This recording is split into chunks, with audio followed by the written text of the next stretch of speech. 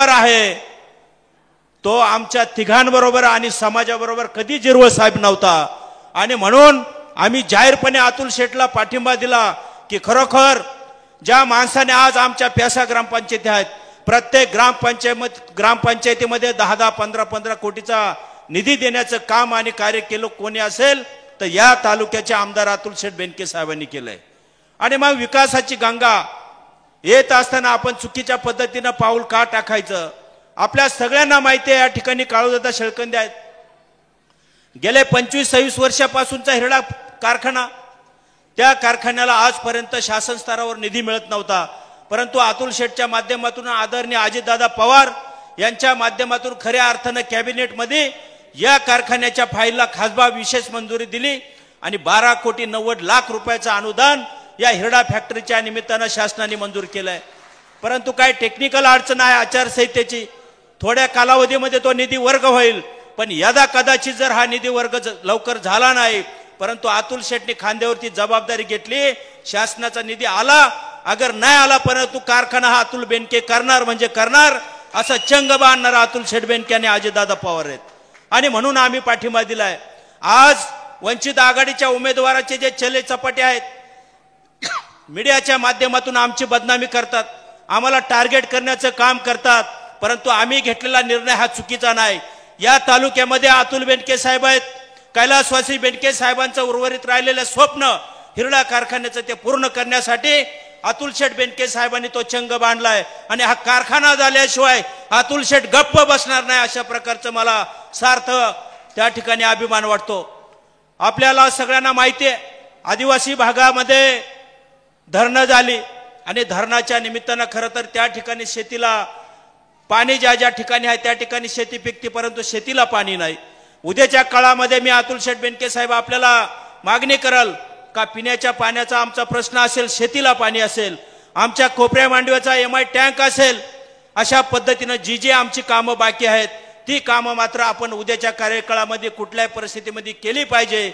आणि विशेषतः जी आमची लोक आदिवासी भागातून मोलमजुरीला जातात आपल्या सगळ्यांना अवगत आहेत या ठिकाणी संभाजी साळवे आणि त्यांचे कार्यकर्ते त्या ठिकाणी आपलं राक्षस साहेब पण आहेत की गेले 25-30 वर्षाचा आपण जर अभ्यास केला मागचा जर इतिहास काढला आमच्या आदिवासी भागातील महिला भगिनी असतील तरुण मुले असतील जी कैलासवासी गुलाबबाई गिरजू मोहरे एक नावाची तरुणी लक्ष द्या कैलासवासी गुलाबबाई गिरजू मोहरे नावाची महिला आमची तरुणी तिच्या आईवडिलांसोबत बागायतदाराच्या शेतामध्ये शिरवली या गावी पूर्वपट्ट्यातलं शिरवली त्या शिरवली गावामध्ये जेव्हा ती महिला गेली तिच्यावर अत्याचार झाला अन्याय झाला आणि केवळ पुरावा नष्ट करण्यासाठी या नराधमाला जो नराधम होता ते पुरावे नष्ट करण्यासाठी त्या महिलेला त्या विहिरीमध्ये मारलं गेलं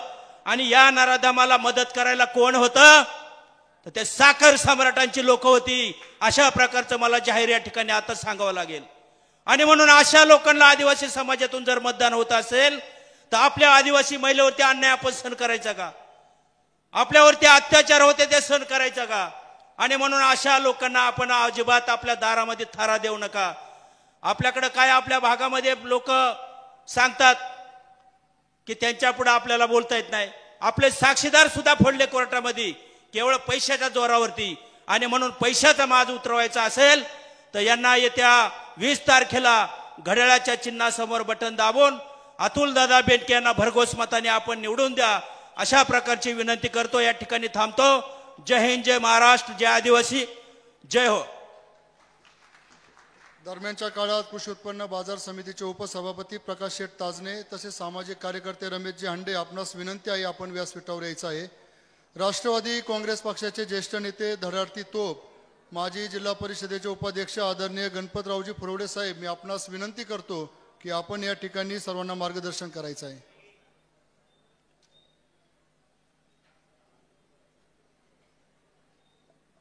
विधानसभेचे उपसभापती नामदार झिरवळ साहेब आपले उमेदवार अतुलजी बेनके व्यासपीठावरील प्रमुख मंडळी कृषी उत्पन्न बाजार समितीचे संजयजी काळे तालुक्याचे अध्यक्ष पांडुरंगजी पवार, अन्य सर्व नेतेगण, उपस्थित बंधू आणि भगिनी, साहेब, मला राजकारणात आल्यापासून आठवतंय इंदिरा गांधींचं पुनर्गमन झालं त्यावेळेस आदिवासी समाज एक संघपणाला त्यांच्या पाठीशी उभा राहिला. पण नंतरच्या काळामध्ये मधुकरराव पिचडांसारखं धुरंधर नेता आला. या तिन्ही तालुक्यात आदिवासींची काळजी घेणारा, वल्लभ शेठचा जवळचा मित्र आणि प्रयत्न करणारा, प्रेम त्यांच्यामध्ये निर्माण करणारा नेता आला. त्यांनी सांगितलं नाही आपल्याला शरद पवार साहेबांच्या बरोबर गेलं पाहिजे आणि म्हणून काँग्रेसचा विचार सोडून शरद पवारांच्या विचारावर पहिला जर हा समाज गेला असेल तो फक्त पिचड साहेबांच्यामुळे गेलेला आहे. ते आता आजारी पडलेत, वय झाले त्यांचं, आणि ही जबाबदारी तुमच्यावर आलेली आहे. म्हणून सांगतो, तुमचा आडनाव आहे झिरवळ, इथं विकासाची लावा हिरवळ, साथील असेल आमचा भाचा अतुल. तेव्हा तुम्ही फार महत्वाचं काम केलं. तुम्ही सकाळपासून वेळ दिला, तुमची इलेक्शन चालू असताना तुम्ही आलात. तुमचे जाहीर आभार मानतो, तुम्हाला धन्यवाद देतो. अतुल शेठ बद्दल काय बोलायचं, त्यांचं कामाचा झपाटा, त्यांची पद्धती, त्यांचा स्वभाव, त्याच्याबद्दल सगळेच बोलून मोकळे झालेले आहेत. विरोधकांबद्दल काय बोलायचं नाही. मगाशी तांब्याने सगळं बोलून टाकले. काय बोलायची गरज आहे का? नाही, नको आता कशा. ह्या तालुक्यामध्ये आदिवासी समाज मोठ्या प्रमाणात आहेत. 60,000 ते 70,000 मतदार आदिवासी समाजाचा आहे. गुण्या गोविंदांना राहणारा समाज आहे. एक काळ असा आला होता, जनरल सीटवर आदिवासी समाजाच्या माणसाला इथं आमदार केलं. मुंडे साहेबांची आठवण मला आहे.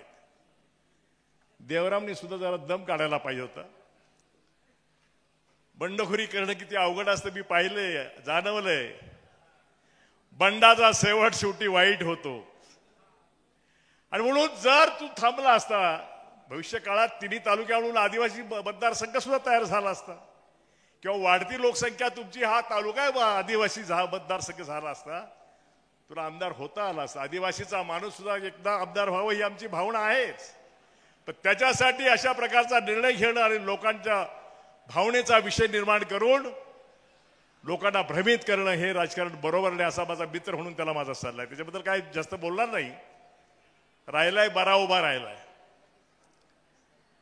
विरोधकांच्या संदर्भामध्ये मगाशी हे बोलले की त्यांच्याकडे कशा पद्धतीचे उमेदवार आहे. आपला उमेदवार कसा आहे?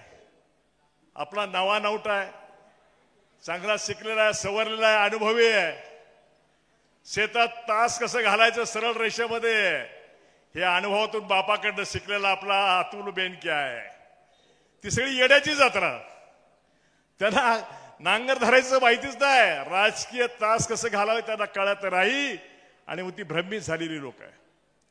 बुचकेबाई उभ्या राहिल्यात, 3-3 वेळा 4-4 वेळा उभ्या राहतात. का उभ्या राहतात? त्यांना सांगितलं तू उभ्या राहू नका ताई, पण त्या ऐकण्याच्या पलीकडे होत्या. शरद सोडा युतीचा माणूस. अहो, देवेंद्र, एकनाथ आणि अजित पवारांची इतकी त्रिशूळांची इतकी जोरदार युती येते. त्रिशूळ आहे शंकराच्या हातातला. इतकं सुंदर पद्धतीने काम करतात. महिलांचा निर्णय असेल, वीज माफीचा निर्णय असेल, अनेक निर्णय, अनेक विकासाची भली भली कामं असतील. खूप जाहीरपणानं कामाला वेग देणारा निर्णय क्षमता असलेला अजित पवार आहे. हिरड्याचा कारखाना किती दिवस चाललाय? 30-40 वर्ष चाललाय. जे अतुलच्या वडिलांना जमलं नाही ते ह्या बेट्याने करून दाखवलं आणि हिरड्या कारखाना मंजूर करून आणला. ही ताकद आहे, ही अतुलमध्ये ताकद आहे. कोणामुळं? अजितदादामुळं. वल्लभ शेट्टी सुद्धा प्रयत्न केला, पण त्यांना त्या काळात खंबीर नेता असा मिळाला नाही. अजितदादा हा अतिशय खंबीर नेता, हे दोन्ही नेते सांगतील. आणि म्हणून शाश्वत विकास आहे तालुक्यामध्ये, राज्यामध्ये, जिल्ह्यामध्ये शाश्वत विकास आहे. त्याच्या पाठीशी खंबीरपणाला आपण उभं राहिलं पाहिजे. अतुल बेनके साहेब, मी मोबाईलवर पाहिलं, अतुल बेनके साहेब मोबाईलवर काहीतरी जाहिरात येते. चेहरा नावा शोधा नाही, मका हवा. चेहरा नावा मका हवा. काय मका प्रकार काय आहे? मला एका पोलिसाने सांगितलं, साहेब गप बसा, त्याचा शोध लागणार आहे आणि सगळं भांड बाहेर येणार आहे. अशा प्रकारचं त्या ठिकाणी मला एका पोलीस ऑफिसरनी सांगितलं. मलाही कळलं नाही काय मका आहे. लोकांना हवंय ते. अशा गुप्त सुप्त ज्या गोष्टी येतात त्याचा अनन्य अर्थ काय काढायचा तो समजला पाहिजे आणि तो निघण्याची शक्यता आहे. बराच वेळ झालाय. ह्या नेत्यांना बोलायचे आणि म्हणून मी आपल्या सर्वांना विनंती करतो, आपण अतुल बेनकेंना पुन्हा कामाची संधी देण्यासाठी घड्याळाचं बटन दाबून त्यांना भरघोस मताने विजय करू. करणारच आहोत आणि ते होणारच आहे. काळ्या दगडावरची रेखे. जय हिंद, जय महाराष्ट्र. धन्यवाद फुलवडे साहेब. यानंतर मी या ठिकाणी आमंत्रित करतो आदिवासी समाजाचे ज्येष्ठ नेते आदरणीय काळूदादा शेळकंदे साहेब.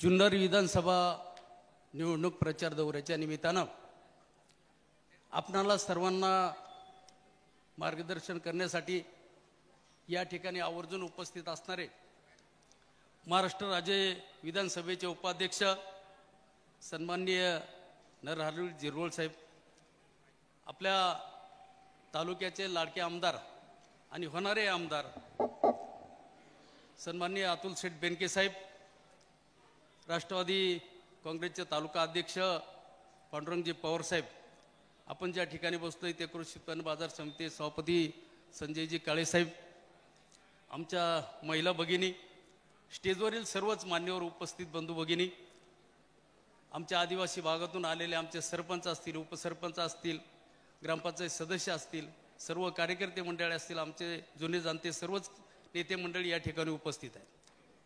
खरं तर जुन्नर तालुका हा छत्रपती शिवाजी महाराजांचा तालुका आहे की ज्यांनी इतिहास घडवला आणि त्या तालुक्यातले आपण सर्व मंडळी आहोत आणि म्हणून थोडासा इतिहास वाचल्याशिवाय भविष्यामध्ये आपण इतिहास घडवू शकत नाही आणि म्हणून थोडासा मी इतिहासामध्ये जाणार आहे की गेली 25-30 वर्ष मारुती शेट्टी सांगितलं तसं हिरडा कारखान्याचं जे आदिवासी भागामध्ये उत्पादित होतं त्याचं काय होतंय पुढं कोण व्यापाऱ्यांना घातल्यानंतर काय करतो आपण त्याचं माहीत नाही.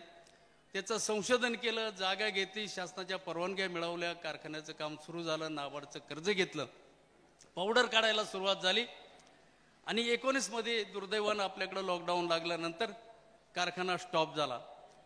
तो तिथंच थांबला.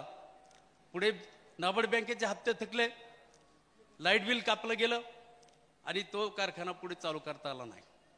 दरम्यानच्या कालावधीमध्ये निवडणूक जाहीर झाली. आम्ही निवडणुकीला सगळेजण सामोरे जायचं, बिनविरोध निवडणूक करायचं असं ठरलं. आमदार साहेबांनी सांगितलं की काळूदादा ही निवडणूक बिनविरोध करायची आहे. देवराव म्हणतोय तर त्याची 4-5 लोक घ्या आणि कारखाना बिनविरोध करा. या पठ्ठ्यांनी त्याचे 40 चपाटे 10 उभे केले. मिटिंगला यायला तयार नाही, त्यांना घेऊन पळून गेला. निवडणूक लागली नाही. शेवटी प्रशासक त्या ठिकाणी नेमला.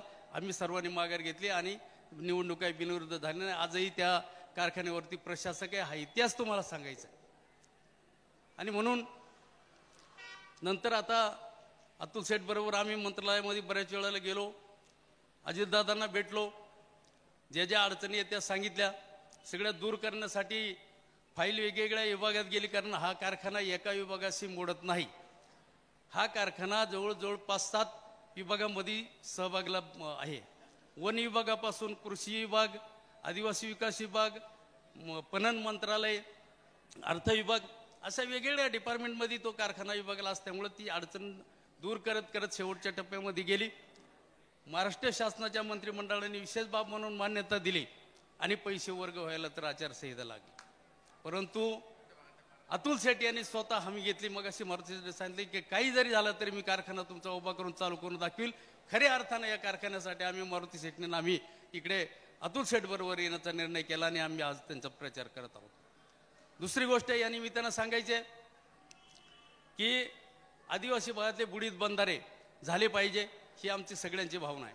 परंतु त्याच्यामध्ये ज्या तांत्रिक अडचणी होतात त्या आता 3 बंधाऱ्याची जवळजवळ प्रशासकीय मान्यता मिळालेली आहे. काही दिवसामध्ये त्यांचं पैसे पडतील, टेंडर होईल, काम चालू होईल. जळवंडी, चावंड आणि अजनवळे घाटघरच्या परिसरामध्ये.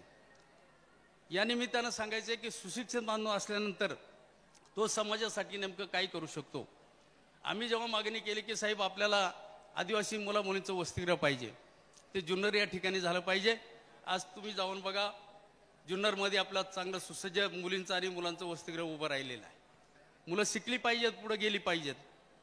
तिकडे वतूर पट्टा असेल, आमचा पलीकडचा कोपरे मांडव मुथाणा भाग असेल, कोलेवाड असेल, ती मुलं जी आळ्या फाट्याला तिकडे शिक्षणासाठी जातात, वतरूमध्ये जातात, त्यांची राहण्याची सोय झाली पाहिजे. अतुल शेट्टी सांगितलं काही झालं तरी आपल्याला ती वसतिगृह बांधायचे. डुंबरवाडी ठिकाणी जी जागा घेतलेली आहे त्या जागेवरती काही दिवसांमध्ये सुसज्ज असं इमारत त्या ठिकाणी मुलांच्या शिक्षणासाठी उभी राहील. म्हणजे शिकलेला जो माणूस असेल तो शिक्षणासाठी काय करू शकतो हे मला या निमित्तानं सांगायचं आहे. दुसरी गोष्ट या निमित्तानं सांगायचं आहे की इतिहासामध्ये जात असताना 2000 साली स्वर्गीय आदरणीय वल्लभशेठ बेनके साहेब यांनी जिल्ह्याचा रोष पत्करून आपल्या तालुक्याला लाल दिवा दिला. देवराम लांडे यांना जिल्ह्याचा अध्यक्ष केला. अध्यक्ष केल्यानंतर बरेच वेळेला वल्लभशेठ बेनके साहेब सांगायचे की अरे मला लाल दिवा मिळाला नाही पण तुमच्या आदिवासी माणसाला लाल दिवा मिळाला. त्यावेळेला आजचा हा वंचित बहुजनचा उमेदवार देवराम लांडे काय सांगायचा, मी वल्लभशेठ बेनकेंचा चौथा पुत्र आहे. छाती ठोकपणे सांगायचा मी चौथा पुत्र आहे. अतुल शेठला माहिती आहे. आणि मग तो चौथा पुत्र जर अशा पद्धतीने वागत असेल, समाजाला वेगळी दिशा देत असेल तर हे कितपत योग्य याचा समाज बांधवाने विचार करण्याची वेळ आलेली आहे. खऱ्या अर्थानं आज समाजाच्या नावाखाली किती कमवायचं. अध्यक्ष झाले, पुढे जिल्हा परिषद सदस्य झाले, जेसीपीने कुठेतरी रस्ता उकरायचा, ठेकेदाराला दम द्यायचा आणि ठेकेदाराचं पाकिट आलं की मग गप बसायचं. आता आम्ही परवा जे सामाजिक हेतून इकडे प्रवेश केला,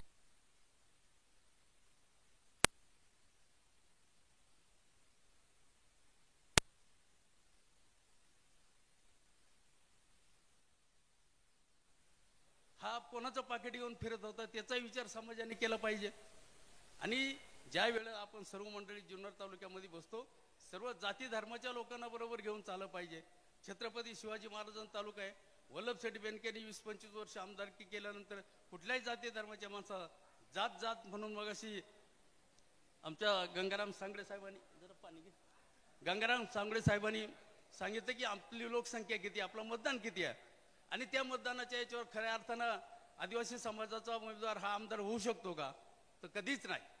आपण सर्वजण जेव्हा जाती धर्माचे सर्व याच्यातली माणसं एकत्रित येऊ त्याच वेळेला चांगल्या विचारांनी आपला आदिवासी भाग पुढे जाईल. त्यावेळेला खऱ्या अर्थानं आदिवासींचा आमदार कधीतरी होऊ शकेल. परंतु तेवढी विचाराची प्रगल्भता असायला पाहिजे. आणि म्हणून अशा पद्धतीनं माणसं वागत असतील तर खऱ्या अर्थानं हे दुर्दैव आहे. ज्याची बापाला बाप म्हणण्याची, आईला आई म्हणण्याची दानंद आहे, समाजाचा काय विकास ही जी खंत आहे ही कुठेतरी तुमच्यापर्यंत बोलून दाखवायची होती. आणि म्हणून अशा अनेक गोष्टी आहेत की समाज विघातक काम करणाऱ्या या माणसाला समाजाच्या तरुण मित्रांनी तरी त्याच्या पाठीशी उभं राहून अशा पद्धतीची विनंती करतो. अनेक योजना आपल्या महिला भगिनीसाठी लाडकी बहीण असेल, विकासाच्या बाबतीत मी काय बोलणार नाही कारण सगळ्यात माझ्या आजच्या वक्त्यांनी सांगितलेलं आहे. सगळे विकास कामं करण्याच्या दृष्टीनं सक्षम आहे, सुशिक्षित आहेत, सगळ्यांचे माणसाला अगदी सर्वसामान्य त्यांच्यापर्यंत गेला तरी ते कधी कुणाला दुःख होत नाही. आणि म्हणून खऱ्या अर्थानं येत्या 20 तारखेला जे 1 नंबरचं बटन आहे 1 नंबरच राहणार आहे, त्याच्यामध्ये काही दुमत राहणार नाही. आणि 1 नंबरचं बटन दाबून आपण अतुल शेठला विजय करायचा आहे. मला या निमित्तानं सर्व बांधवांना एक विनंती करायची आहे. अतुल शेठ, आता राजकारणाची पातळी इतकी खाली खाली चाललेली आहे की मारुती शेठ वायला आणि मी जेव्हा तुमच्या बरोबर आलो आमच्या भागामध्ये दौरे सुरू झाले. आज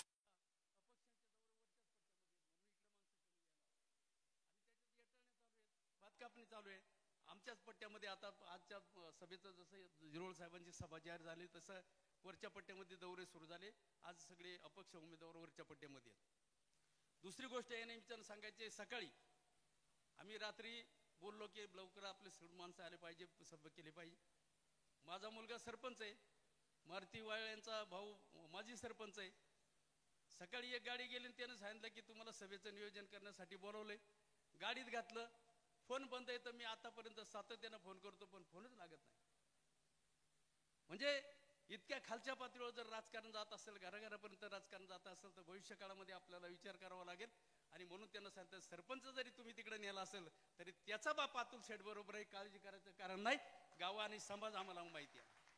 आणि म्हणून अशा पद्धतीनं हे सगळं घडत राहणार आहे. 2-4 दिवसामध्ये वेगवेगळ्या घडामोडी होतील, परंतु काळजी करायचं नाही. आपण ठामपणे सर्वांनी, आदिवासी समाजाच्या बांधवांनी, आमच्या सरपंचांनी, माता भगिनींनी अतुल शेठ बेनके यांचा त्या 20 तारखेला घड्याळाच्या चिन्हाच्या समोर बटन दाबून त्यांना प्रचंड बहुमताने विजय करा, अशा पद्धतीची विनंती या निमित्ताने करतो.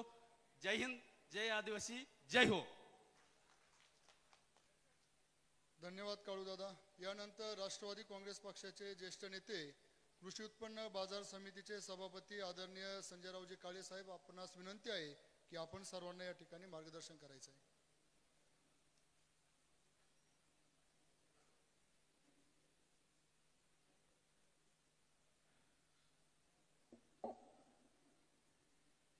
जुन्नर विधानसभेचे महायुतीचे राष्ट्रवादी पक्ष अजित पवार पक्षाचे उमेदवार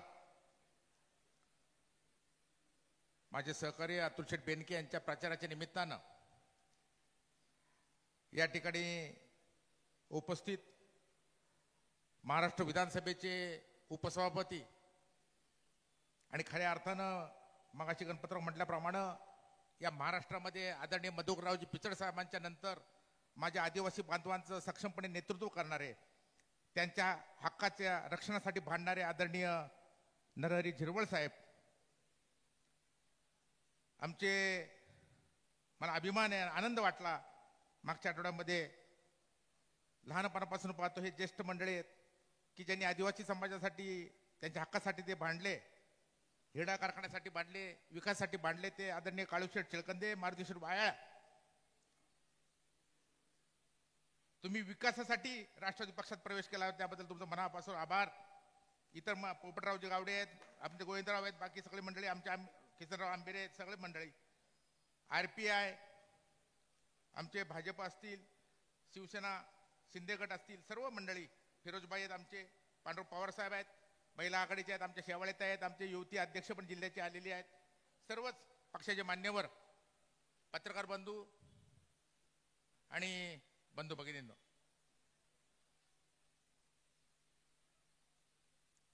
या जुन्नर तालुक्यामध्ये, खेडमध्ये आणि आंबेगाव तालुक्यात आदिवासी समाज मोठ्या प्रमाणात आहे. आणि आपल्याला माहिती आहे की या जुन्नर तालुक्यामध्ये आदिवासींना बरोबर घेऊन जाण्याचं, त्यांच्या हितासाठी भांडण्याचं काम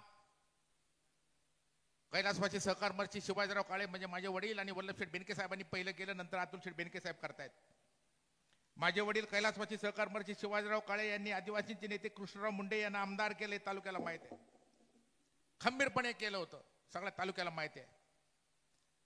म्हणजे ज्यावेळी आदिवासी समाजाचा कर्तृत्ववान नेता असेल त्याच्या मागे उभं राहावं, ते उभं राहण्याचं काम बेनके साहेबांनी, काळे साहेबांनी केलं.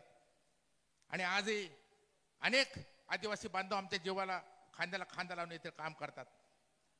आमच्या जीवाभावाची सर्व मंडळी आहेत. पोपटराव, तुमच्या भागामध्ये आज महत्वाचे प्रश्न, मी फार बोलणार, 2-3, आपल्याला टीका कोणाची करायची नाही, की केवळ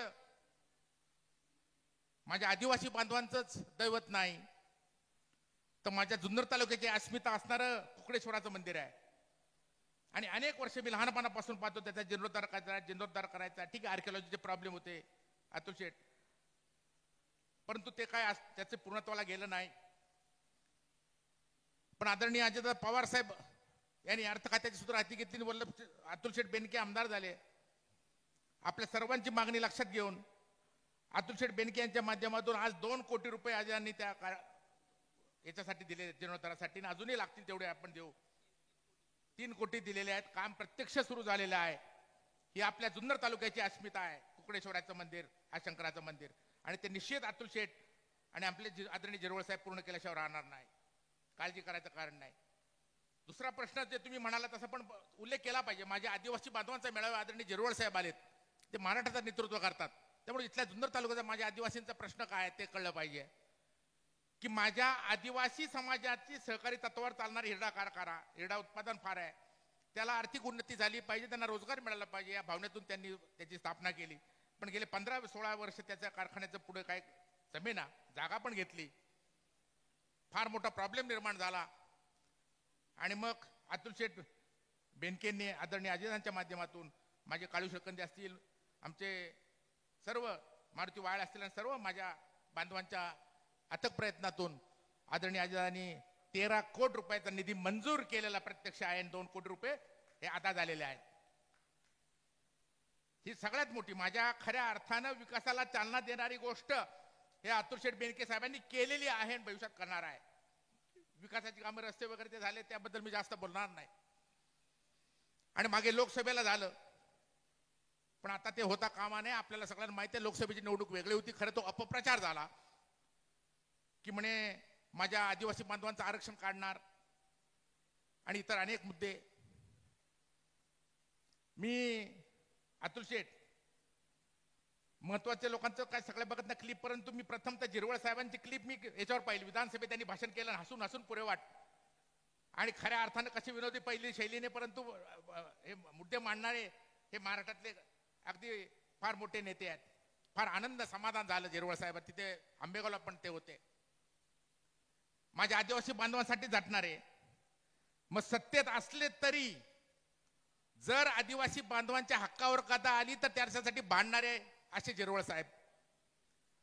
तुम्हाला आठवत असेल अतुल शेठ माझ्या आदिवासी बांधवांना सांगितलं पाहिजे आदरणीय झिरवळ साहेब महाराष्ट्राचे विधानसभेचे उपसभापती म्हणून काम करतात. आज आता ठीक आहे, आता निवडणूक लागली, महायुतीच्या सत्तेमध्ये आदरणीय अजितदादांबरोबर ते आहेत. अजितदादा पवार राष्ट्रवादी पक्षाचे आहेत आणि केंद्रामध्ये म्हणजे त्याच्यामध्ये भाजप आहे, शिंदे गट आहेत. पण केंद्रामध्ये असं चाललं होतं केंद्र सरकारचं की धनगर समाजाचा धनगर समाज याच्यामध्ये आदिवासी समाजामध्ये समावेश करण्याचं जेव्हा चाललं होतं तेव्हा आमच्या आदरणीय झिरवळ साहेबांनी विधानसभेतून दिली उडी टाकून काय वाटायचं ते वाटेल. एक विधानसभेचे उपसभापती असणारे आदरणीय दादांच्या बरोबर असणारे महायुतीचे घटक असणारे या नेत्यांनी जेव्हा गदा माझ्या आदिवासी बांधवांवर येते असं वाटलं तेव्हा दिली उडी टाकून. आता नशिबाने खाली जाळी लावली होती म्हणून काही झालं नाही. मग तिथं काढलं अख्ख्या महाराष्ट्रात तुम्ही पाहिलं असेल. हे असं म्हणजे ते डगमगार नेतृत्व नाहीये झिरवळ साहेब म्हणजे अगदी.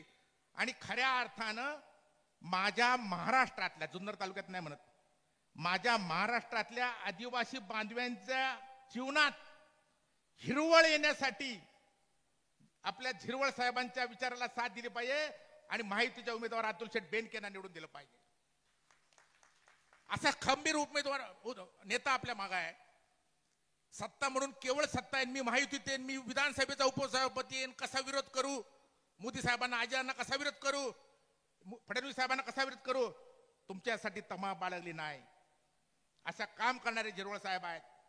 आणि सांगतो महत्वाचं असं आहे की आज 3300 कोटीचा निधी अतुल शेठ बेनकेंनी अजितांच्या माध्यमातून झिरवळ साहेब या तालुक्यात आलेला आहे. विकास कामं चालू आहेत. माझ्या लहानपणापासून मी पाहिलं आजपर्यंत 3300 कोटीचा निधी जुन्नर तालुक्याच्या इतिहासात आजपर्यंत आला नाही. साधी गोष्ट नाही. इथं जुन्नर शहरात आपण बसलोय माझे मुस्लिम बांधव आहे फिरोज पठाण साहेब आहे 60-70 कोटी रुपये फक्त जुन्नर शहरासाठी निधी दिला. मग त्यामध्ये मारवाडी समाज असेल, आदिवासी बांधव असतील, मुस्लिम समाज असेल, भोई समाज असेल, शिंपी असतील, तेली कोळी माळी सर्व कोणालाही भेदभाव न करता असा मोठ्या प्रमाणात निधी आणण्याचं काम अतुल शेठच्या माध्यमातून केलेलं आहे. कशाला नाहीच नाही. बाकी विकास आराखडा सुद्धा शिवनेरीचा आहेच आहे, त्याच्याबद्दल बोलणार नाही. हा प्रत्यक्ष दिलेला आहे. महाराष्ट्रातल्या विरोधकांना देखील माहिती आहे की आदरणीय अजितदादा पवार एक काम करणारा नेता आहे. शब्द दिला तर ते पूर्वी तडीच नेणारा नेता आहे आणि ते पुणे जिल्ह्याचे आहेत. आणि जुन्नरवर अतुल शेठवर विशेष प्रेम आदरणीय अजितांचं आहे. हे मी डोळ्याने पाहिले. एकदा विधानसभेत गेलो, कोरोना होता, दादा तर निधी देत नव्हते, वाटत नव्हते. 45 कोटी रुपयाचा निधी एका सैने एका क्षणात अतुल शेठला दादांनी दिला, वाढून दिला परत. असा मोठा खंबीर नेता आहे. आणि तुम्हाला महिलांना सांगितलं पाहिजे माझ्या सर्व आणि पुरुषांना देखील विरोधक टीका करतात ते म्हणे आधी लाडकी बहीण, ते लाडकी बहीण योजना नाही म्हणे फसवी आहे, निवडणुकीपुरती केली, निवडणूक झाली की बंद होणार, पैसे पुरणार नाही, तिजोरीत खडखडाट आहे, कर्ज आहे. आणि इतकं नाही, इतक्यावर थांबले नाही ते तर हायकोर्ट सुप्रीम कोर्टामध्ये विरोधक गेले. परंतु सुप्रीम कोर्ट हायकोर्टाने नाही हे महिलांच्या सक्षमीकरणासाठी चांगली योजना आहे म्हणून ते फेटाळून लावलं. आणि माझ्या जुन्नर तालुक्यातल्या 1,00,000 महिलांना 7,500 रुपये हे अतुल शेठच्या माध्यमातून मिळालेले आहेत. 1,00,000 महिलांना. आणि भविष्यामध्ये देखील आपल्या राष्ट्रवादीच्या जाहीरनाम्यामध्ये प्रसिद्ध केलंय की इथून पुढे निवडणूक झाल्यावर दरमहा माझ्या माता भगिनींना 2,100 रुपये मिळणार आहेत. 2,100 रुपये दरमहा मिळणार आहेत. खऱ्या अर्थाने सक्षम करण्याचं काम ते केलेलं आहे. आणि मग त्यांनी सांगितलं आम्ही पण 3,000 देऊ. तुम्ही जर म्हणता खोटी आहे, फसवी आहे, आर्थिक बुरधण येणार, मग तुम्ही तुमच्या जाहीरनाम्यात कसं काय 3,000 देऊ म्हणतात. मग याच्यातून त्यांचं सिद्ध होतं, खोटेपणा सिद्ध होतो. माझ्या 5 हॉर्स पॉवर आणि 7.5 हॉर्स पॉवर असणाऱ्या 10 हॉर्स पॉवरच्या आतले मोटर्स त्याचं संपूर्ण वीज बिल महायुती सरकारने हे माफ केलेलं आहे. साधी गोष्ट नाही. आणि दुसरं परत आता आपल्याला जाहीरनामा प्रसिद्ध झाला आपल्या महायुतीचा. भाजप म्हणजे फडणवीस साहेबांनी देखील निवडणूक झाल्यानंतर माझ्या शेतकऱ्यांच्या महाराष्ट्रातील सर्व शेतकऱ्यांचं संपूर्ण कर्ज हे माफ करण्याचा निर्णय आपण घेतलेला आहे. संपूर्ण कर्ज. आणि मी तुमच्या आशीर्वादानं पुणे जिल्हा मध्यवर्ती सहकारी बँकेत काम करतो. आता मला तुळशीराम शेट्टी सांगितलं, काही शेतकऱ्यांनी सांगितलं 3,00,000 रुपयाच्या कर्जावरचं जे व्याज होतं ते 3% ते आता आपल्याला स्वतः शेतकऱ्यांना भरायला लागतात. कारण केंद्र सरकारने सांगितलं की तुम्ही भरा. पूर्वी आम्ही बँक भरायचो, तर ते माझ्या शेतकऱ्यांच्या खात्यावर जमा झालेलं आहे. मग 0% 3,00,000 रुपये आपण देतो. हे देखील आपल्याला नोंद करण्यासारखं आहे. करू वगैरे तो भाग वेगळा आला. प्रत्यक्ष विकास कामं झालीत आणि म्हणून विकासाच्या मागे आपल्याला गेलं पाहिजे. आदरणीय नेत्याबद्दल आपल्याला आदर आहेत, मला काय बोलायचं नाही. झिरवळ साहेबांसारखा माझ्या आदिवासींच्या हक्कासाठी झगडणारा, कोणत्या पक्षाचा आहे, महायुतीत आहे, सत्तेत आहे याची तमानं बाळगणारा एवढा भक्कम नेता आपल्या बरोबर आहे. आज तुमच्या आशीर्वाद अतुल शेठला द्यावे याची मागणी करायला या ठिकाणी आलेले आहेत, विनवणी करायला आलेले आहेत. आज तुम्हाला आम्हाला अभिमान आहे, आम्हाला अभिमान आहे, महाराष्ट्राला झिरवळ साहेबांचा अभिमान आहे की खऱ्या अर्थानं पिचड साहेबांनंतर माझ्या आदिवासींच्या हक्कासाठी झटणारे नेते, अभ्यासू नेते झिरवळ साहेब आहेत. अतुल शेठच्या माध्यमातून मोठी विकास कामं झालेली आहेत. पोपटराव ते असतील, काळू शेठ असतील, आमचे सगळेच अनेक मंडळ म्हणजे हे वायाळा असतील, अनेक ज्येष्ठ मंडळी ज्येष्ठ म्हणजे या ठिकाणी हजर आहे. माझ्या महिला भगिनी हजर आहे. तुमच्या हक्काचं रक्षण करण्याचं काम अतुल शेठच्या माध्यमातून भविष्यात झाल्याशिवाय राहणार नाही. आणि तुम्हाला हे पण सांगतो, महायुतीचं सरकार महाराष्ट्रात येणार आहे आणि झिरवळ साहेब मोठं पद हे त्यांना मंत्रीपद काय म्हणतील ते सगळ्यात चांगलं हे तिथं मिळणार आहे. मग अतुल शेठ तुमचे आहेतच 26वे आमदार, परंतु मोठे पदावर मंत्रीपदावर तुमचे आमचे झिरवळ साहेब हे असणार आहेत. काळजी करायचं कारण नाही. सत्तेत असल्यावर शेवटी फरक आहे ना, नुसतं आमदार नाही ते साधे नेते नाहीत. त्यामुळे अतुल शेठ आहेत 26वे आमदार, ते म्हणतात आदिवासी तसं, परंतु तुमचे आमचे नेते आदरणीय झिरवळ साहेब आहेत. तुम्ही काळजी करायचं कारण नाही. आदिवासी बांधवांनो, खोट्या अफवांना बळी न पडता खऱ्या अर्थानं विकासाच्या मागे आपण जा. आणि म्हणून खरोखर मला परत वाटतं, काळूशेठ शेळकंदे, मारुतीष्ट वायाळा, अजून अनेक मान्यवर इथे या ठिकाणी आपण राष्ट्रवादी पक्षात प्रवेश केला, विकासासाठी केला. कोण काय म्हणते ते सोडून द्या. साबळे साहेब आहेत. आज माझा मुस्लिम बांधव पण इथं हजर आहे. सगळ्या शेतकरी सुद्धा आहेत. फार मोठं चांगलं वातावरण आहे. माझ्या लाडक्या बहिणी देखील चांगल्या अनेक योजना आहेत. आणि म्हणून मी खऱ्या अर्थानं नम्रपणे आपल्याला विनंती करतो की आज आपण भक्कमपणे महायुती सरकारच्या मागे आदरणीय झिरवळ साहेब, आदरणीय अतुल शेठ बेनके यांच्या मागे उभं राहावं. अतुल शेठ बेनके यांना येत्या 20 तारखेला घड्याळासमोरील 1 नंबरचं बटन आहे, त्याच्यावरील बटन दाबून प्रचंड मताने विजय करा. तुमचा विश्वास अतुल शेठ बेनके साहेब, झिरवळ साहेब आणि महायुतीचं सरकार आदरणीय अजितदादा सार्थ ठरवल्याशिवाय राहणार नाही असा विश्वास व्यक्त करतो आणि थांबतो. धन्यवाद. धन्यवाद काळे साहेब. यानंतर महायुतीचे लाडके उमेदवार आपणा सर्वांचा आशीर्वाद घेण्यासाठी येत आहेत अतुल दादा बेनके. अतुल दादा आगे बढ़ो.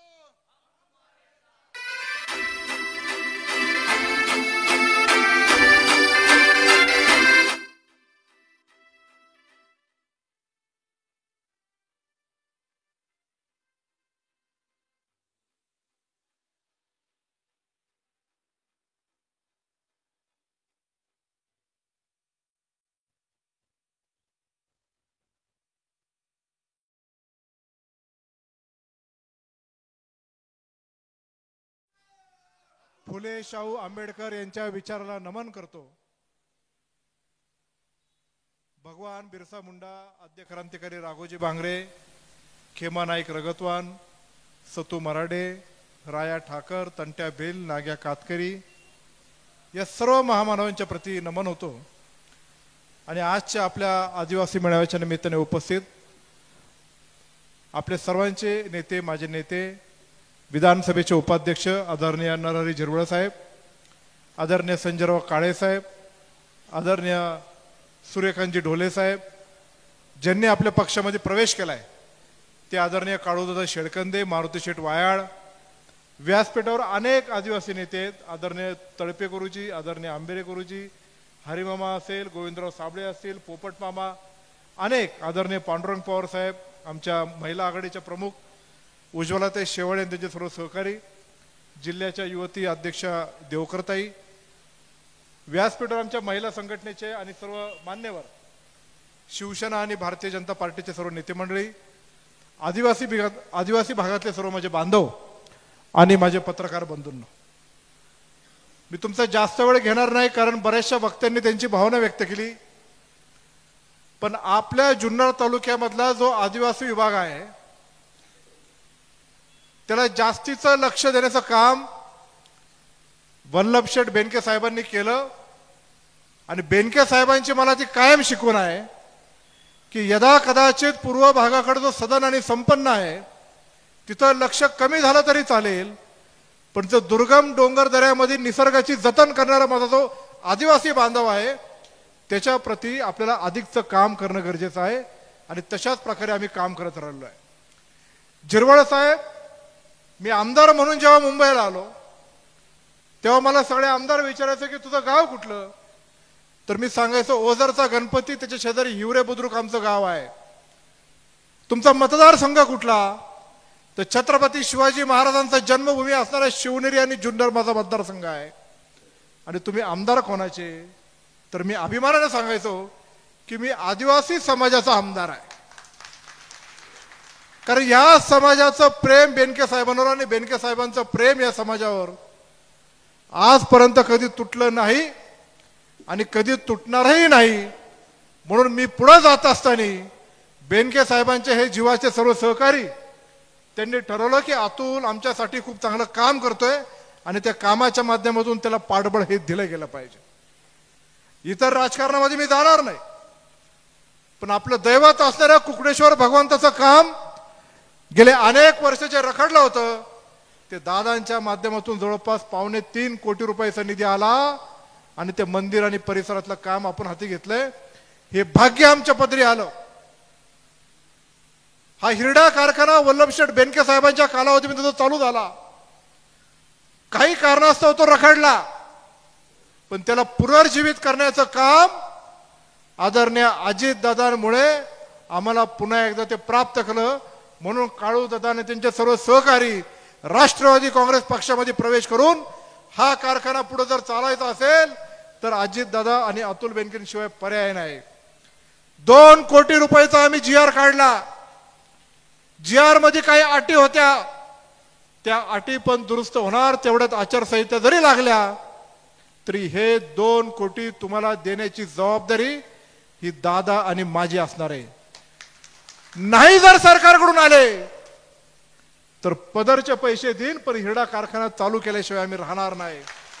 एवढा मात्र विश्वास त्यांना सर्वांना दाखवू इच्छितो.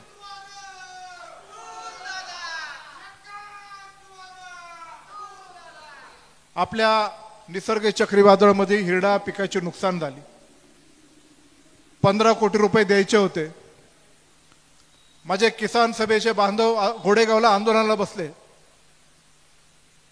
शिवजयंतीला मुख्यमंत्री एकनाथजी शिंदे, उपमुख्यमंत्री देवेंद्र फडणवीस, उपमुख्यमंत्री अजितदादा शिवनेरी किल्ल्यावर आले.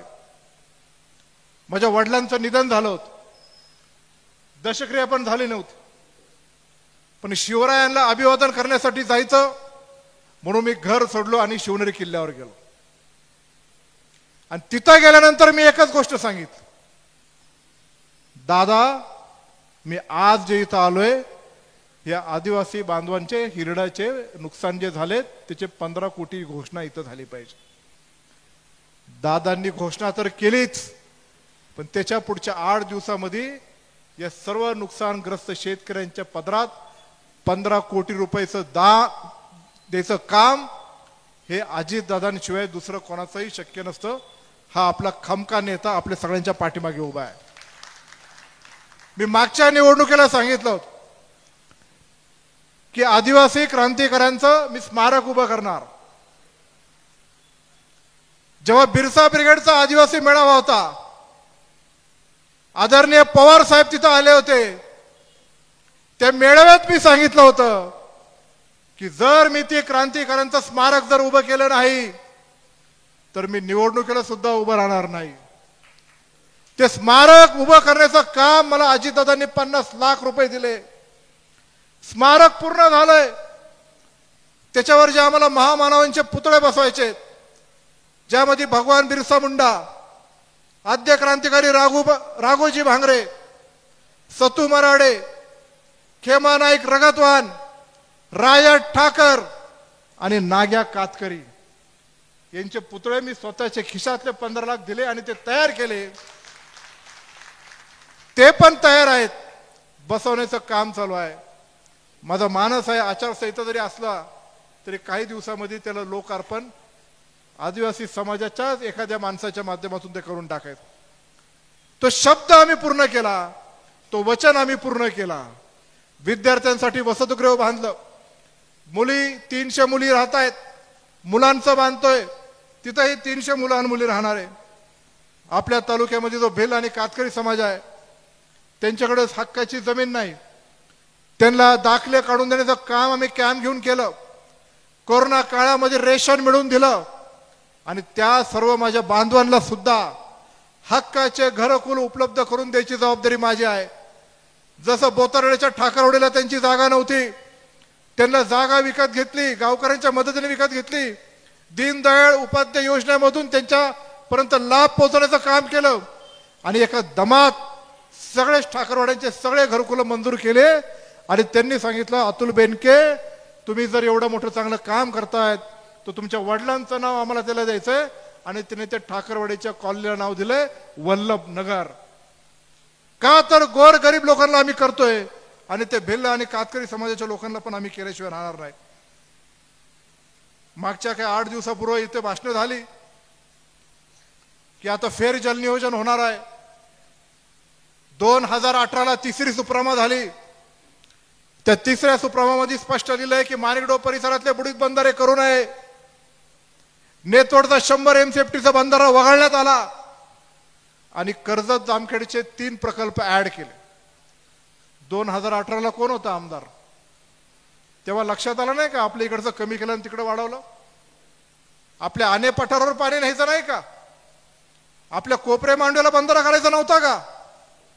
माणिकडोला बुडीत बंधारे करायचे नव्हते का? का नाही झालं? आता परत 4थी सुप्रमा होणार आहे. फेर जल नियोजनचं काम होणार आहे. काही नेते येतात तरी काय सांगतात? करमळ्याच्या मांगीला पाणी न्यायचंय. फेर जल नियोजन झाल्यावर मांगीला पाणी जाऊन दिलं जाणार नाही. आणि जो कोण नेता जर आमच्या जुन्नर मध्ये येऊनच करमळ्याची भाषा करत असेल तर हे अत्यंत चुकीचं आहे. जोपर्यंत अतुल बेनके जिवंत आहे या जुन्नरचं फेर जल नियोजनचं पाणी आम्ही कदापि खाली जाऊन देणार नाही. आम्ही आने पठारावर पाणी नेणारच.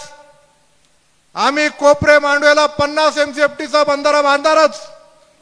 चिलेवाडीच्या पाईपलाईनला 100 कोटी दिले, ते काम पूर्णत्वास नेणारच.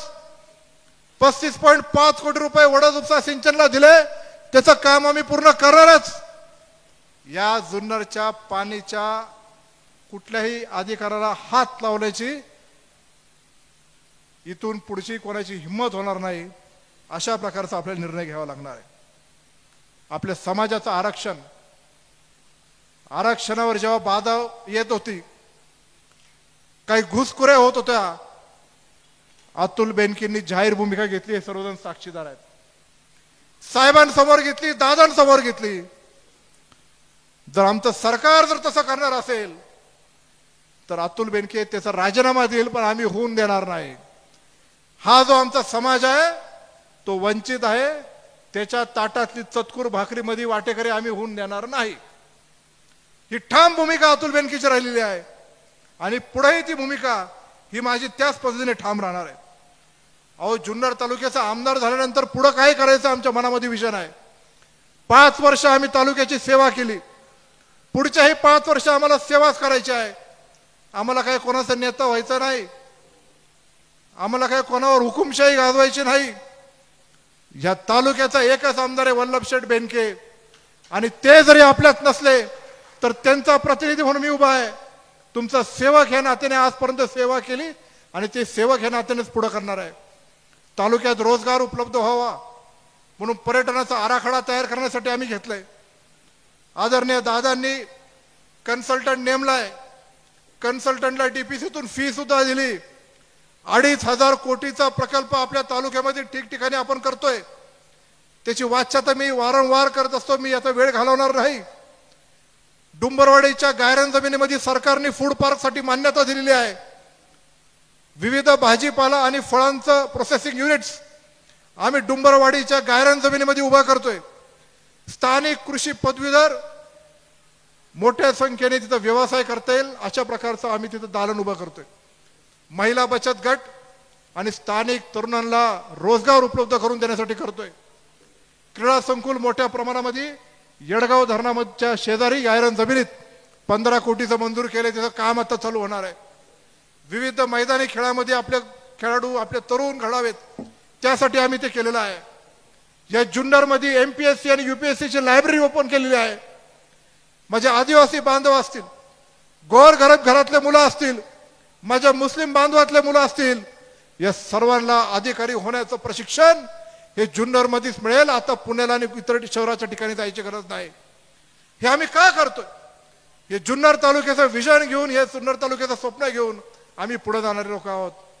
अहो, माझं आव्हान आहे महाविकास आघाडीच्या उमेदवाराला, काय विजन आहे तुमचं? नुसतं म्हणायचं दगड उभा केला, दगड चालणार नाही आम्हाला.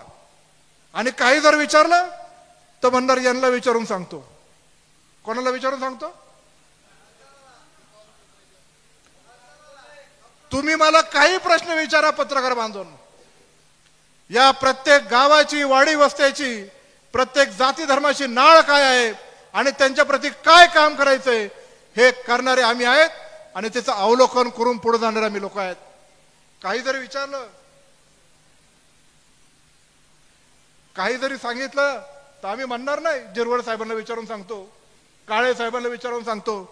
आव्हान आहे माझं.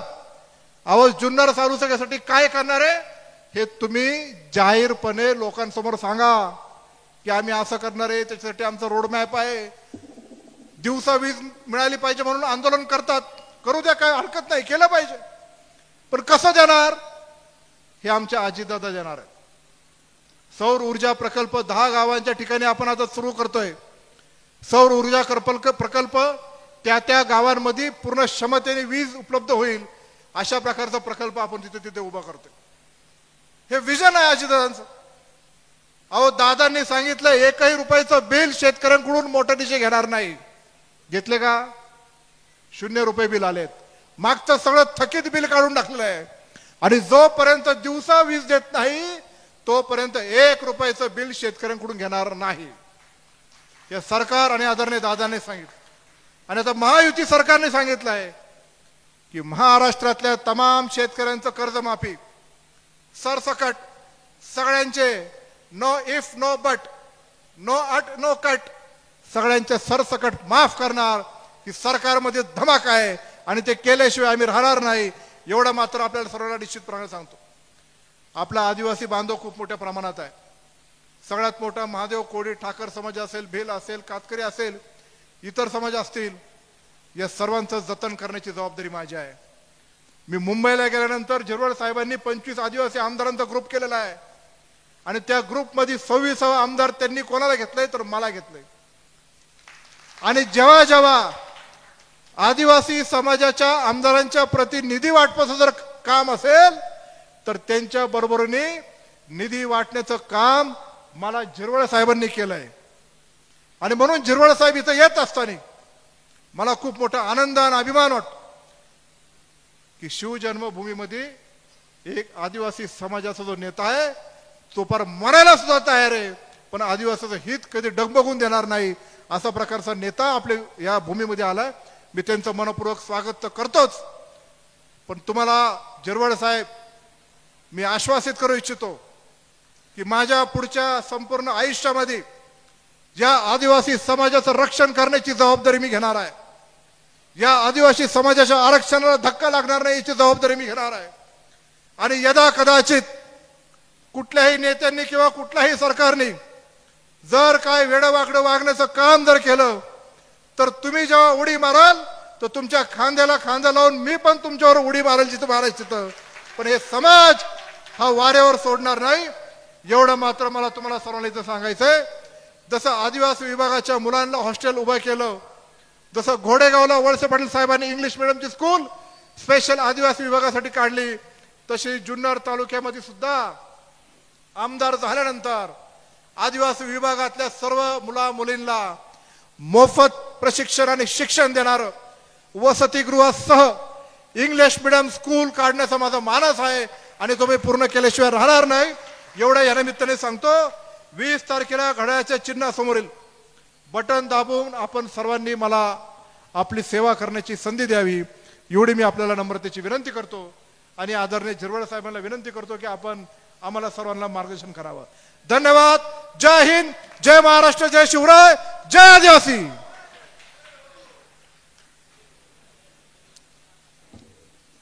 सर्वांना जय आदिवासी.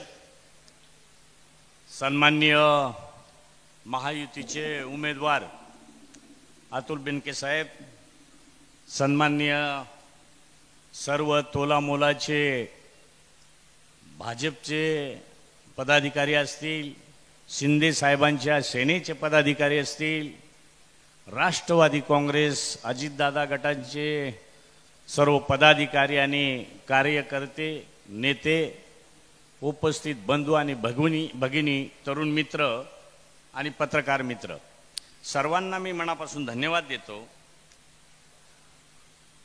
तसं इथं उल्लेख केला का पिचड साहेबांनंतर ही संपूर्ण जबाबदारी मी सांभाळावी असं तुम्ही मंडळीने जे काही सांगितलं, तर मला पिचड साहेब आजारी होण्याच्या अगोदर 2 तारखेला ज्या वेळेला मी आंदोलन केलं त्या दिवशी पिचड साहेब माझ्याबरोबर होते. 3 तास रणरणत्या उन्हात ते माझ्याबरोबर बसले आणि वैभव भाऊला सांगितलं याच्यानंतर तुम्हाला सगळ्यांना याला सांभाळावं लागेल आणि मला सांगितलं का समाज रक्षणाची जबाबदारी आता याच्यानंतर माझ्याकडून तुझ्याकडे ती येईल, ती सांभाळ, अशा पद्धतीने सांगितलं. नाही 7-8 दिवसातच साहेबांची प्रकृती खराब झाली. 2-3 वेळा गेलो, पण आता आज जेव्हा फोनवर विचारलं तर साहेब जे कोमात होते 17-18 दिवस, आता त्यांची डोळ्यांची उघड झाप त्या ठिकाणी होते. आपण सर्व मिळून परमेश्वराला प्रार्थना करू की साहेबांना पुन्हा उभारी दे, आम्हाला मार्गदर्शन करू दे, अशा पद्धतीची प्रार्थना करतो. आणि या ठिकाणी आपल्याला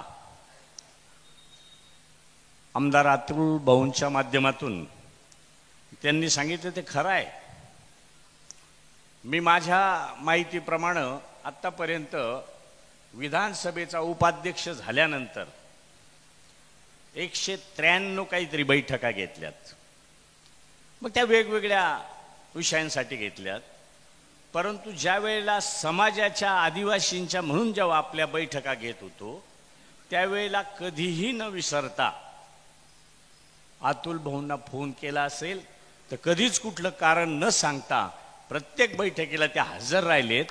त्याचं मी तुम्हाला पाहिजे तर प्रोसिडिंग देईल. प्रोसिडिंग आहे ना, कारण बाळाचे पाय पाळण्यात दिसतात. निव्वळ आपणच या मतदारसंघात आदिवासी आहोत असं नाहीत आणि त्या आपले आमदार आहेत असं नाही. एकूण 0 ते 20% लोक मतदारसंख्या असलेले आपले राज्यात 72 मतदारसंघ आहेत, परंतु 72 मध्ये 25 जे काही आहेत आपले आमदार, आदिवासी आमदार 27 आहेत मला वाटते. 25 पण आपण त्यांना 2 यांना बोगस म्हणतो ना, नसल तर ते 25च आपण ग्राह्य धरतो. आणि मग त्याची 2 जे अनुपस्थित राहतात त्याच्यात 2 मी भर टाकतो. आपले बरेच आमदार येतात बिचारे, काहींना लांबून यावं लागतं, विदर्भातून यावं लागतं, त्यांना इमर्जन्सी कळवलं ते येत नाही, पण नंतर येऊन का होईना मला त्या विषयावर, समाजाच्या हिताच्या विषयावर पाठिंब्यासाठी सही करून देतात.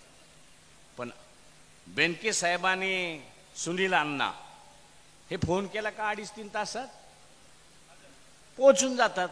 आणि मग मी हे जवळचे म्हणून आणि तरुण तगडे म्हणून, कारण बाकीचे थोडेसे म्हातारे आहेत केराम साहेबासारखे, त्यांना तेवढ्या लांबून येणं शक्य होत नाही, हे ताबडतोब त्या ठिकाणी हजर होत असतात. आणि प्रत्येक वेळेला हे 2 जण तिथं 100% असणार म्हणजे असणार.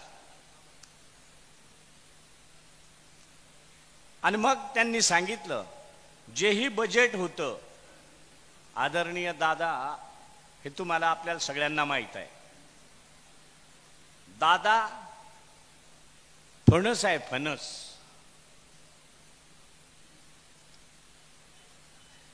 फणसाच्या अंगी काटे, आता अमृताचे साठे.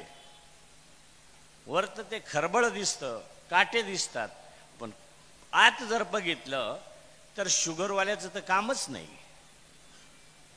एवढा मवाळ, एवढा सांभाळून घेणारा माणूस, आणि त्याच्यातही सगळ्यांनाच त्यांच्यापर्यंत जाता येतं आमदारांपैकी असंही म्हणता येणार नाही. आम्ही एवढे दिवस झाले एवढे जवळ नाही गेलो. हे बहादर आमदार आमच्याही पुढे गेले. आता मला विचारत होते तुम्हाला किती पैसे मिळाले, तर मला 2100-2200 कोटी मिळाले. आणि यांना किती मिळाले? 3300 कोटी. मग मी नवा का ते नवे, का मी जुना ते जुने, काय नेमकं समजायचं? तर एक स्वभाव असतो, त्याच्यात त्यांना बऱ्याच गोष्टींना मी त्यांची मदत घेतलेली आहे. शेजारच्या सगळ्या 7-8 आमदारांच्या उपस्थितीसाठी खूप निर्णय चांगल्या पद्धतीचे आपल्या समाजासाठी घेतले, इतरांसाठी सुद्धा घेतले, सरकारनं निर्णय घेतले. पण काही निर्णय हे आदिवासींसाठी घेत असताना पहिलं प्राधान्यानं त्या ठिकाणी आम्हाला विचारलं जातं. याचा आम्हाला त्या महायुतीच्या सरकारचा सार्थ अभिमान आहे. विचारतात म्हणजे मी तसा तेवढा कमी बोलत असेल, दिसायला साधा असेल, पण मी सुद्धा एवढा साधा नाही. त्याच्यामुळं प्रत्येक गोष्ट विचारतात मला. आणि मग त्यावेळेला मी बऱ्याच बाबींसाठी त्या ठिकाणी प्रयत्न केलाय, त्याच्यात यश आलंय. त्यात आदिवासी विभागानं ठक्कर बाप्पा योजना जी काही लागू केली, जेव्हा योजना सुरू झाली त्या दिवसापासून आजपर्यंत, म्हणजे मागच्या वर्षापर्यंत 31,35,000 रुपये शेवटचा मापदंड होता. त्याच्यावर 36,000 सुद्धा जास्त होत नव्हते, म्हणजे 1,000 सुद्धा वाढत नव्हते. पण मग आम्ही सांगितलं का दादा, हे एवढ्या दिवसाचं जे काही 31,35,000 आहेत, इकडं तर 75 रुपयाची सिमेंटची गोण 450ला झाली. का जेव्हा ठक्कर बाप्पा सुरू झाला होता तेव्हा 500-550 मीटर रस्ता व्हायचा. आता तो 50-60 मीटर होतो. रेट वाढले नाही. आताच्या वेळेला आमदार साहेबांना आवर्जून मी सांगितलं होतं का प्रकल्प कार्यालयात कोणीतरी PA पाठवा, आणि तिथं तुमच्या हक्काचा माणूस प्रकल्प अधिकारी आहे, यांच्या हक्काचा होता. पण तुम्हाला फार बोटावर मोजण्या एवढ्या माणसांना कदाचित ओळखायला आला असेल का ते तुमचे माझे जावाई होते, गायकवाड साहेब.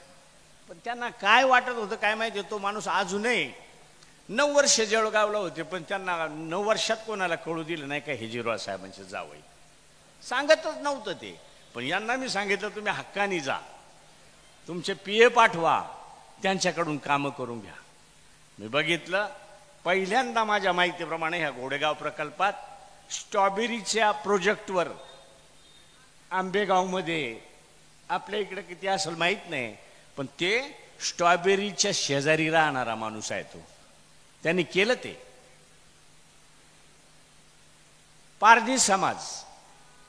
पारधी समाजाला आजही चोर म्हणूनच संबोधतात, पण तो आपलाच आहे ना आदिवासी. फक्त त्याच्या मानेवर शिक्का आहे चोर. पण त्याला जर आपण जर योग्य वळणाला नेलं तर नगरमधल्या मुलांनी गुळाचा कारखाना टाकलाय. गुळाचा कारखाना, मुरघास विकतात. हे आपण जेव्हा त्यांना, जसं हे तुम्हाला मार्गदर्शन करतात किंवा तुमच्या अडचणीला धावून येतात, असं कोणीतरी आपला असला पाहिजे आणि त्याला आपण आपलं म्हणायचं. काय जातीनं आहे, कोण आहे, याच्यापेक्षा ते आपलं आहेत अशा पद्धतीनं आपण त्यांच्याकडे पाहिलं पाहिजे. का जसं ते आता सांगत होते, माणसाच्या डोक्यात काटे येतील का मी आदिवासी आहे असे सांगणारे हे पहिले छत्रपती असतील. पहिले महाराज होतेच, कारण महाराजांबरोबर मावळे आदिवासी होते. तसं आता आम्ही तुमच्या बरोबर मावळे आहोत, तुम्ही चिंता करू नका. मला आज सकाळपासून अनेक फोन आले, पण त्यांनी एक समाधानाने सांगितलं तुम्ही गेलं पाहिजे, प्रोटोकॉलनं तुम्हाला बोलवलंय, तुम्ही गेलं पाहिजे. त्यांनी मला अडवलं नव्हतं आणि त्यांचा स्वभावही वेगळाच आहे म्हणे. माणूस चांगला आहे. धनगर आरक्षणावर फक्त पहिला आदिवासींना सपोर्ट करणारा आमदार बेंडके साहेब. अशा आमच्या ज्या काही आपल्या ज्या संघटना आहेत त्याच्यापैकी अनेक संघटनांनी मला सांगितलं, बिरसा ब्रिगेडनं मला सांगितलं, साहेब आहे आमचं आपसातलं संघटनांमध्ये काही हेवे दावे असतील, पण त्या माणसाविषयी तुम्ही गेलात तरी आम्ही तुम्हाला काही म्हणणार नाही. त्यांना मी सांगितलं बाबा असं आहे, राज्याचं नेतृत्व करायला मला सांगता. बऱ्याच ठिकाणी आता माझ्या मतदारसंघात सांगत असतात, साहेब तुम्हाला आम्ही निवडून देऊ, तुम्हाला आदिवासी विकास मंत्रीच करू. माझं म्हणणं आहे आदिवासी विकास मंत्री माझ्या मतदारसंघातलेच लोक नाही करणार, त्याला हे आमदार लागतील. हे आमदार जर समजा माझ्या बरोबर नसले, मी कसाही निवडून आलो तर मला कोण आदिवासी विकास मंत्री करेल? मग त्याला पुन्हा दुजोरा देऊन मी सांगत असतो, का बरं मी आदिवासी विकास मंत्री आहे म्हणून मला मी आदिवासी असल्यामुळं मला आदिवासी विकास मंत्रीच फक्त करायचं, का बरं दुसरं मंत्रीपद आदिवासी नाही सांभाळू शकत काय? अरे मी अख्खं राज्य सांभाळलं, 288 आमदार सांभाळले, तर एखादं चांगलं खातं मी सांभाळू शकतो काय म्हणून आदिवासी खातं?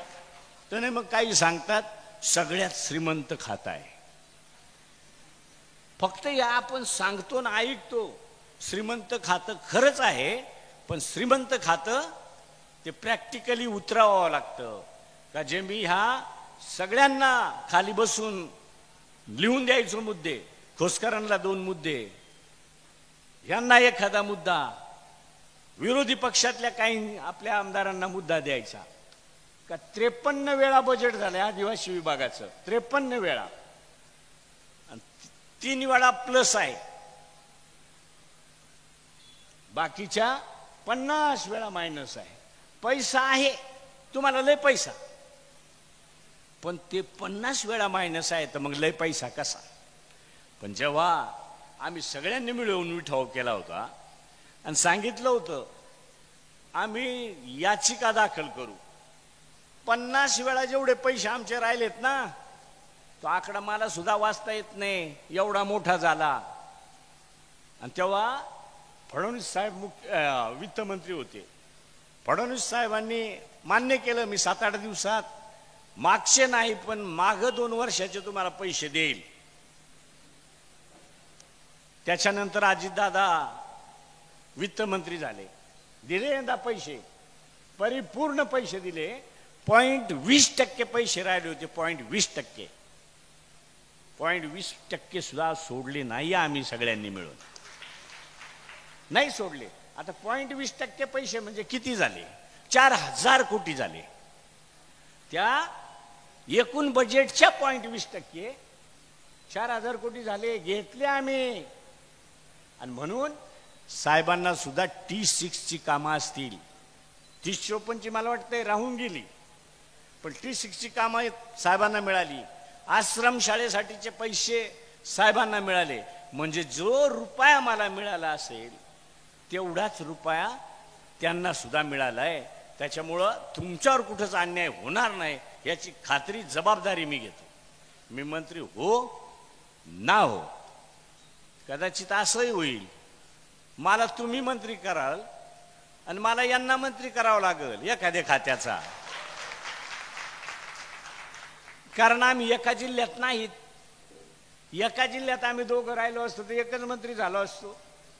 आम्ही दोघंही मंत्री होऊ शकतो तुमचे, पण निवडून द्याल तेव्हा, आणि तेही निवडून देताना सुद्धा, निवडून येतो माणूस, मी 79 मतांनी हारलोय एकदा, 79 मतांनी. निवडून येण्याचं सुद्धा त्याचं मेरिट किती आहे तशाच पद्धतीनं घेतलं जातं. म्हणून मतांची टक्केवारी वाढवली पाहिजे. कारण मला एक समजतं, ग्रामपंचायतला मतदान होतं 95%, 95%. लोकसभेला मतदान पुन्हा 10% मागं येतं, विधानसभेला तर 20% मागं येतं, आणि सरपंच 95%. जर समजा ह्या आमदारांनी काही नाही आणलं तर सरपंचाला काय देता येईल गल्ली बोळात? मग जो आणतो हे वाडे आहे, सरपंच माझाय पुरे आहे, तो वाढपी आहे, आणि हे स्वयंपाकी आहे. स्वयंपाक्याने स्वयंपाक केला तर वाड्याला वाढता येईल, नसलं तर तो काय करेल? ह्या ज्या काही गोष्टी आहेत ह्या आपल्याला विचारात घ्याव्या लागतील. निशाणी त्यांनी घड्याळ सांगितली. मला तर वाटतंय तुम्ही किती उमेदवार आहेत? 11. घड्याळही तुम्हाला समजतं सगळ्यांनाच, नावही सगळ्यांना माहीत आहे. आणि माझं तर मत आहे, डोळे लावून गेला ना तरी हा फेटा दुसरा कोणाचाच नाही. 288 मध्ये फेटा नाही. आनंद फेट्यावरच्या समोरचं बटन दाबणं, जसं माझं टोपीवाला मी एकटाच आहे. मी कोणालाही सांगतो, अरे तुम्ही काहीच पाहू नका, टोपी पहा, कारण घड्याळ एक दिवस पाहायचं आहे, पण टोपी बाकी रोज पाहिजे आहे. तसा फेटा कायम आहे. त्याच्यानं जास्तीत जास्त मतदान करून घेणं आणि ते आपल्या पारड्यात कसं जास्त पडेल याच्यासाठी सगळ्यांनी प्रयत्न करावा अशी मी आपल्याला विनंती करतो.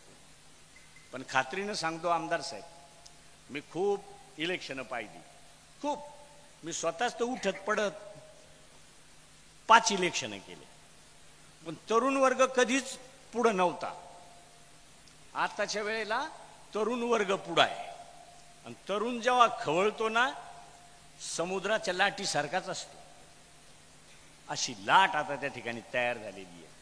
गेली ती मागची सुनामी, गैरसमजाने गेली.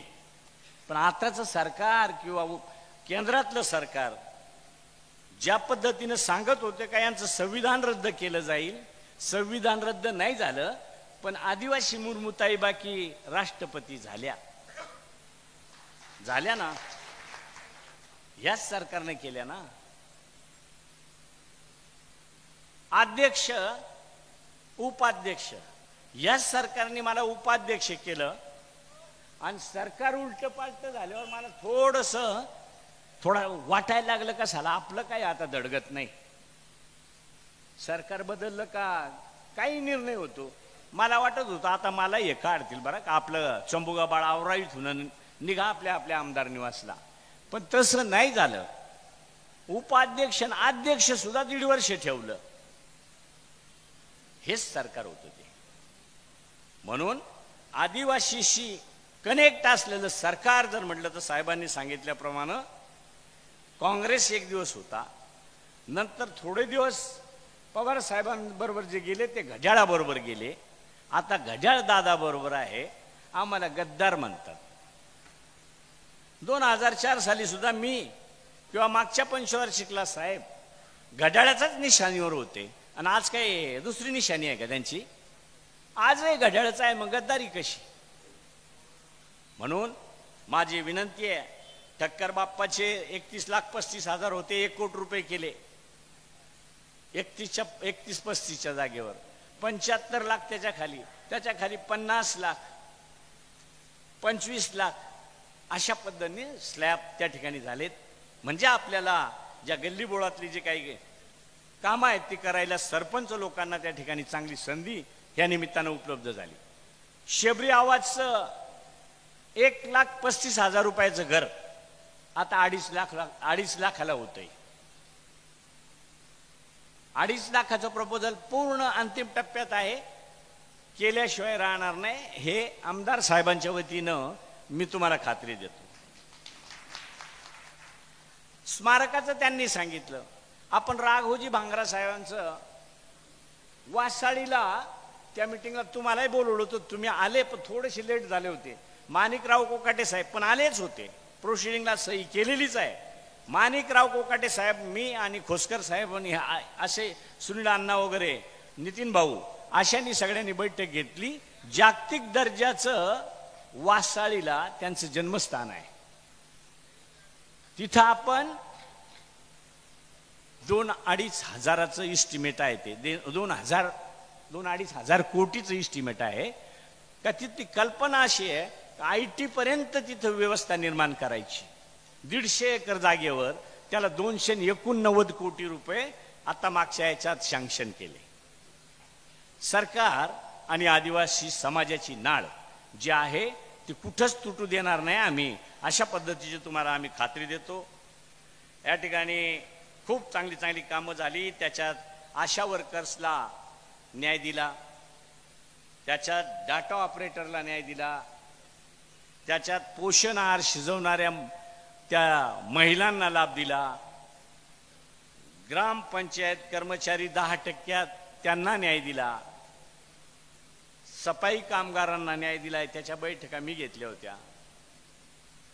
पोलीस पाटलांना मानधन 15,000 केलं, ह्याच सरकारनं केलं. डॉक्टर BAMS जे होते त्यांना ऑथराईज कुठंच काही नव्हतं, ते आता ऑथराईज झाले, त्यांची एक कमिटी केली. हे 45,000 मुलं आहेत ती. पशुवैद्यकीय डॉक्टरांचा प्रश्न होता.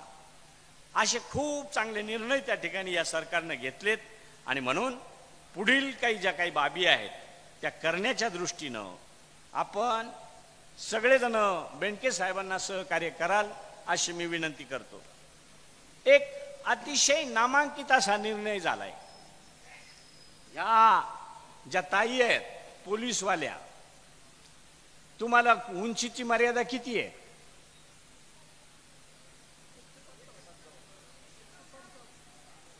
तू कश काय रे बाबा 155 भरली? 5 सेंटीमीटरनं तुम्हाला RR पाटील गृहमंत्री असताना 5 सेंटीमीटरनं उंची शिथिल केली, मुलांसाठी नव्हती केली. आताच्या सरकारनं मुलांसाठी सुद्धा 5 सेंटीमीटरनं उंची शिथिल केली. आता मुली 5 सेंटीमीटर कमी केल्यामुळं मुलींची संख्या जास्त, मुलं घरी आहेत. ह्या 5 सेंटीमीटरनं 1 सेंटीमीटरनं 2 सेंटीमीटरनं जे घरी राहत होते ते आता पोलीस होते. मुलींच्या परदेशी शिक्षणाची व्यवस्था, कारण मुलीला जागेवर व्यवस्था असली, सगळ्याच हॉस्टेल वगैरे असलं तरच शिक्षण होतं. नसतं तर माझ्यासारखी 7वी नापास बायको करावं लागते. माझी बायको 7वी नापास आहे, शाळाच नव्हती. शाळा उभी करून दिली मला ह्या गव्हर्नमेंटनं.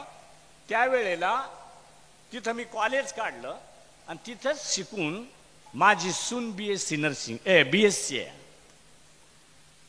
हे सरकारनं निर्णय घेतले, आणि म्हणून साठी आपल्या या कामसू सरकारला त्या ठिकाणी निवडून देण्यासाठी किंवा पुन्हा सरकार बसवण्यासाठी आमच्यासारख्यांना त्या ठिकाणी परत विधानसभेत पाठवाल अशी विनंती करतो आणि थांबतो.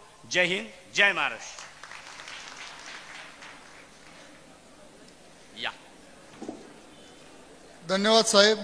अतुलदादांच्या कामावरती विश्वास ठेवून दरम्यानच्या काळात मारुती शेठ वायाळ असतील, काळूदादा शेळकंदे असतील यांनी प्रवेश केला होता. आज त्यांच्या समवेत या ठिकाणी काही युवक प्रवेश करत आहेत. त्यांना विनंती करतो की आपण जिरवळ साहेबांच्या हस्ते या ठिकाणी आपला प्रवेशाचा कार्यक्रम होणार आहे.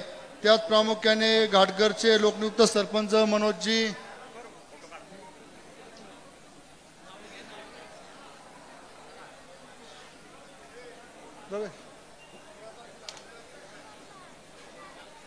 राष्ट्रवादी काँग्रेस पक्षाचे नेते, आपल्या सर्वांचं लाडकं नेतृत्व आदरणीय अजितदादा पवार